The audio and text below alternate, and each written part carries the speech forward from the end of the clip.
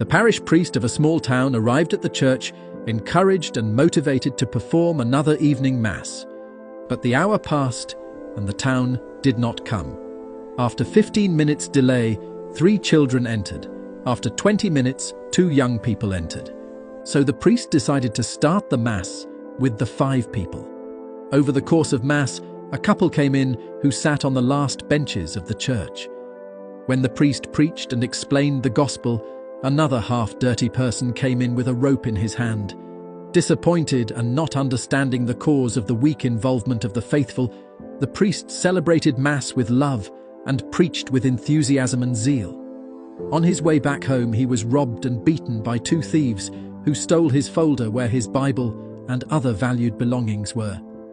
Arriving at the parish house and bandaging his wounds, he described that day as the saddest day of my life, a failure of my ministry, and the most unfruitful day of my career. But never mind, I do everything with God and for Him. After 5 years, the priest decided to share this story with parishioners at church.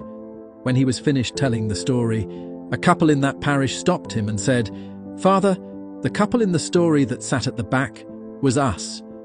We were on the brink of separation because of several problems and disagreements in our home. That night, we finally decided to divorce. But first, we decided to come to church one last time as a couple, and then each one would follow their path. Meanwhile, we left the thought of divorce aside after listening to your homily that same night. As a result, today we are here with our home and family restored." As the couple spoke, one of the most successful entrepreneurs who helped in the livelihoods of people of that church saluted, asking to speak. And giving him the opportunity, the entrepreneur said, "Father, I am the person who came in half dirty with a rope in my hand. I was on the verge of bankruptcy, lost in drugs. My wife and my kids had left home on account of my behavior. That night I tried to kill myself, but the rope broke, so I went out to buy another one. When I got on my way, I saw the church open. I decided to come in, even though I was really dirty and had a rope in my hand. That night, your homily pierced my heart, and I walked out of here a changed person. Today I'm off the drugs, my family came home, and I became the most successful businessman in the town." At the gate of the sacristy entrance, the deacon shouted, "Father, I was one of those thieves that stole your belongings. The other one died that same night while we were doing the second robbery. In his briefcase there was a Bible. I read it every time I woke up in the morning. After all this reading, I decided to apply it to my life and participate in this church."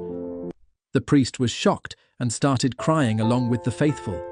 After all, the night he regarded as a night of failure was the most fruitful of his ministry. The invitation is to exercise your calling, work, mission with dedication and zeal. Give it your best every day because you are an instrument of good for someone's life. In the worst days of your life, you can still be a blessing to someone else. God can use the bad circumstances of a life to produce the best for others.